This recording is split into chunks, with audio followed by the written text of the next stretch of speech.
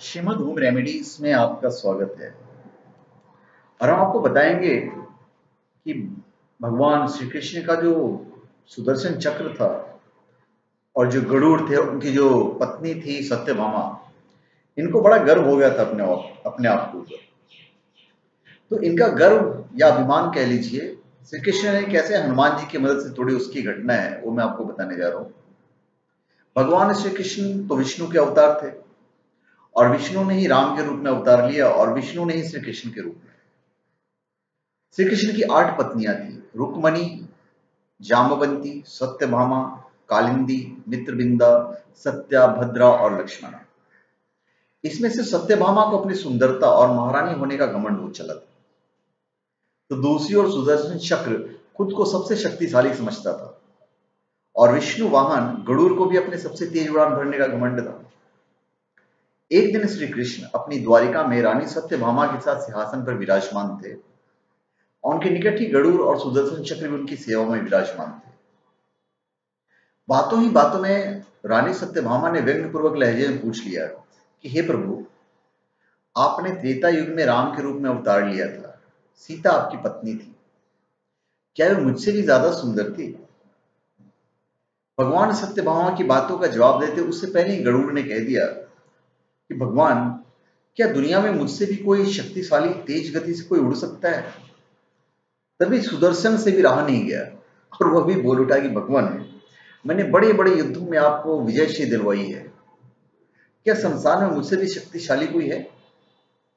द्वारकाधीश समझ गए कि तीनों में अभिमान आ गया है।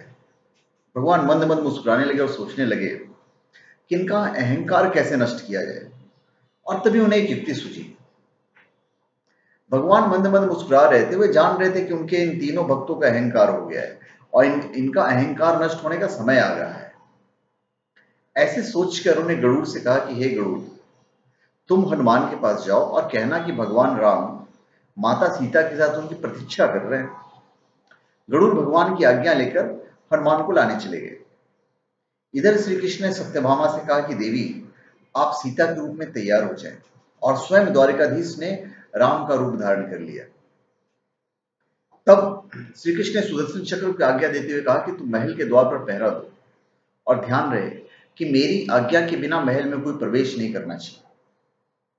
सुदर्शन चक्र ने कहा कि जो आज्ञा भगवान, और भगवान की आज्ञा पाकर महल के द्वार पर तैनात हो गया। अब सुदर्शन है तो वहां पे कोई किसी का प्रवेश का तो सवाल ही नहीं पैदा होता है।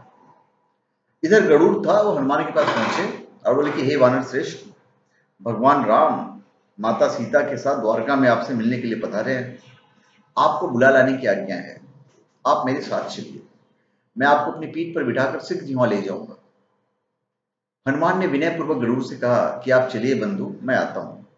गरुड़ ने सोचा कि पता नहीं बुड्ढा वानर कब पहुंचेगा, खैर मुझे क्या, मैं ये कभी भी पहुंचे, मेरा कार्य तो पूरा हो गया, मैं भगवान के पास चलता हूं। यह सोचकर गरुड़ शीघ्रता से द्वारका की ओर चले। लेकिन जब महल पहुंचे तो महल पहुंचकर गरुड़ देखते कि हनुमान जी तो उनसे ही पहले प्रभु के सामने बैठे हुए हैं। गरुड़ का सिर लज्जा से झुक गया। तभी श्री राम के रूप में श्री कृष्ण ने हनुमान से कहा कि पवन पुत्र, तुम बिना आज्ञा महल में कैसे प्रवेश कर गए? क्या तुम्हें किसी ने प्रवेश द्वार पर रोका नहीं? हनुमान ने हाथ जोड़ते हुए सिर झुकाकर अपने मुंह से सुदर्शन चक्र को निकालकर प्रभु के सामने रख दिया। हनुमान ने कहा कि प्रभु, आपसे मिलने में मुझे क्या कोई रोक सकता है? इस चक्र ने रोकने का तनिक प्रयास किया था, इसलिए से मुंह में रखकर आपसे मिलने आ गया, मुझे क्षमा करे। भगवान मंद मंद मुस्कुराने लगे। अभी गरुड़ का भी जो घमंड था, जो गर्व था, वो टूट गया, क्योंकि उनसे तेज तो हनुमान जी पहले पहुंच गए और सुदर्शन चक्र को अपनी शक्ति पे बड़ा भरोसा था, घमंड था, तो उसको तो हनुमान जी ने मुंह में दबा लिया और पहुंच गया वहां पे। अंत में हनुमान ने हाथ जोड़ते श्री राम से प्रश्न किया कि हे प्रभु, मैं आपको तो पहचानता हूं कि आप ही श्री कृष्ण के रूप में मेरे राम हैं, लेकिन आज आपने माता सीता के स्थान पर किस दासी को इतना सम्मान दे दिया कि वो आपके साथ सिंहासन पर विराजमान है? तो उन्हें बाकायदा दासी शब्द का प्रयोग किया। अब रानी सत्यभामा के अहंकार भंग होने की बारी थी।